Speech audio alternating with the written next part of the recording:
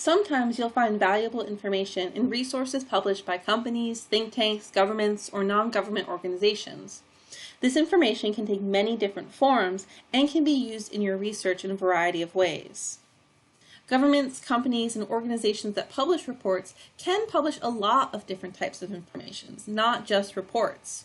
The reports that we're talking about tend to be research-based investigations or presentations on a specific area of investigation. These types of sources are sometimes referred to as gray literature, research-based sources that don't go through the academic peer review process many of us know and love. When we're talking about reports, we're usually speaking about longer works, typically 20 pages to several hundred pages. They should cite sources, and they should be reporting on original research of some kind. Often, these types of reports will include different types of images, visually interesting pictures, graphs, or tables. For each of these types of sources, it's important to ask who it was written for and why it was written.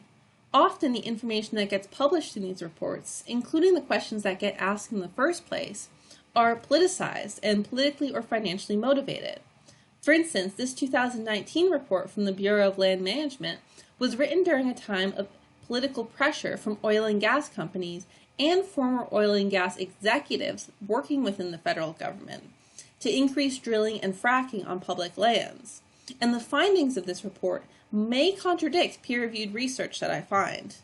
Similarly, this report from Apple focused on social responsibility and presented to shareholders may paint the company's labor and environmental practices in a better light than reports coming from outside the company would.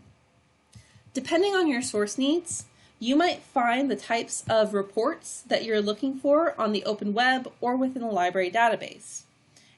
And keep in mind that your approach to developing a search strategy and how you find and use these types of sources will vary depending on your field, your topic, and your approach. This video is only a really brief introduction to a type of source that can take many different forms and be used in many different ways.